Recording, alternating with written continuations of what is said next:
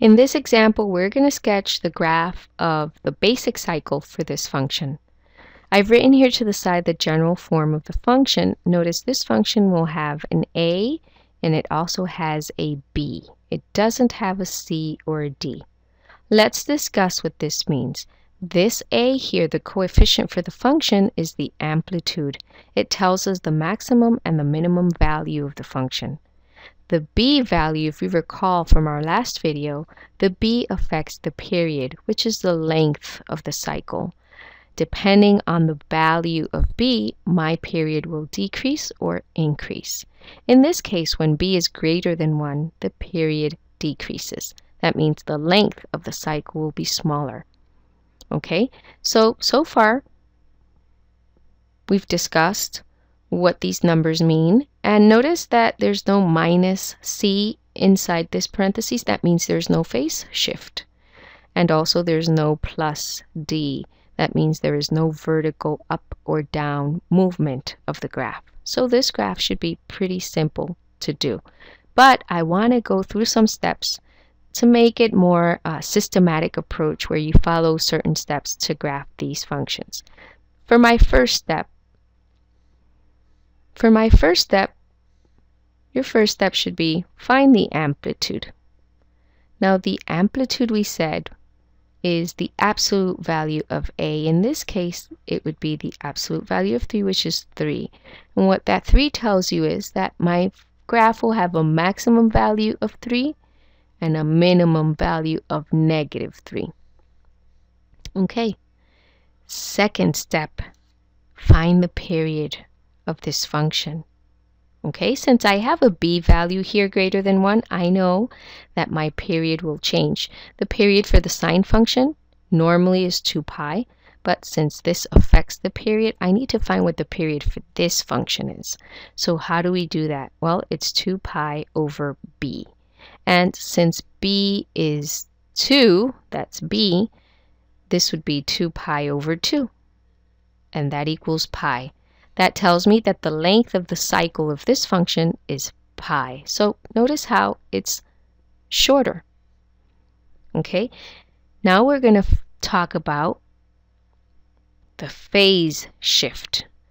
Phase shift. Now we said that we don't have a phase shift, but we're going to pretend we do, and we're going to take that angle in there, which is 2x.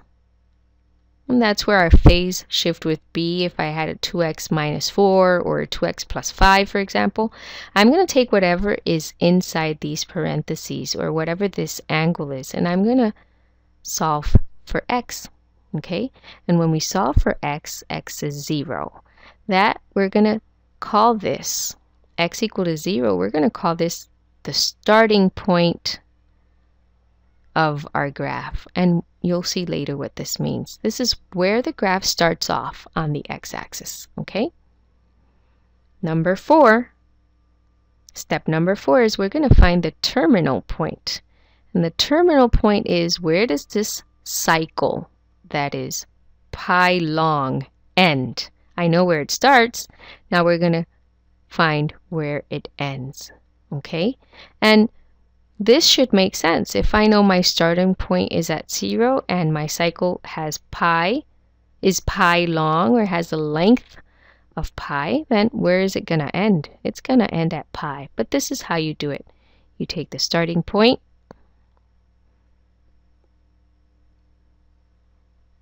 and you add the period, and you'll have your terminal point. So in this case, my starting point is 0 plus a period of pi.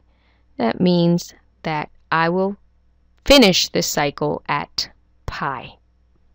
Okay, and number 5 is to divide the x-axis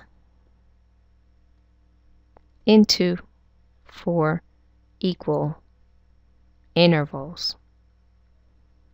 And how do we do that? Well, if I know I have, let me draw something here. If I know I have a starting point and a terminal point, right? I want to divide this into 4 intervals. Why? Because those intervals, let me divide it 1, 2, 3, 4. From here to here, there's 1. From here to here, I have 4 intervals. These are very important because my starting point, that's where my graph starts. Then by this point here, I've reached my maximum. Then this is my 0. And then by this point here, I've reached my minimum. And then the cycle ends by this point. So there are 4 key intervals that I need to graph this function, just so that it looks prettier. So I'm going to divide the x-axis into 4 equal intervals. So how do I do that? I take the terminal point, I subtract the starting point, and I divide by 4, and that's going to tell me the space between each interval. Okay, so in this case, I have pi minus 0 over 4, which is pi over 4. This tells me the space in between each interval. Each space should be pi over 4. Okay, so let's do that. If my starting point here is at 0, right? That's what we had said. Starting point is at 0. So this is 0. And the period is pi long. That means my cycle ends here. Here's my terminal point. So I'm going to divide this space in between where I start and I finish into 4 intervals. And each one of those intervals measures pi over 4. So how do I go from 0 to my first interval? Well, it should make sense. This should be from 0 to my first interval. That should be just adding pi fourths, because we just said each interval measures pi fourths, right? So my first interval would be 0 plus pi fourths, which tells you it's pi fourths. So that's what this is here, pi fourths. Now from pi fourths to pi halves, it also measures pi fourths, right? And you can confirm that by subtracting these from each other, and you should get pi fourths. Now from pi halves to my next interval, that would be adding pi fourths to pi halves. Whoops. Okay, and that should be equal to 3 pi fourths, which is right here, 3 pi fourths. And then 3 pi fourths plus 1/4 gives you pi, and you're done. You've divided the starting point from the terminal point into 4 equal intervals. They all measure 1/4. This is just so that it helps you draw your function. And now we can start drawing. I start at 0. Let me change colors. I don't know if blue is a good color, but we start at 0, and remember this pencil is hard to manage. And at pi fourths, I will reach my maximum value. At pi halves, I have a 0. At 3 pi fourths, I will reach my -3 value, and at pi, I finish my cycle. So that's why I needed to look for these values, just so that I'm more precise with my drawing. So here we go. Starting point. Whoops, sorry about that. Reach my maximum, hit my 0, reach my minimum, and hit my 0. And here's your function. And notice how the length of this one cycle is pi long. Okay, now remember, you can go ahead and keep sketching this further than pi, but since the instructions say basic cycle, that means one cycle. But you can go ahead and draw more. You can keep, remember these, you can draw forever and ever and ever that way, and you can continue these on this side also. Okay,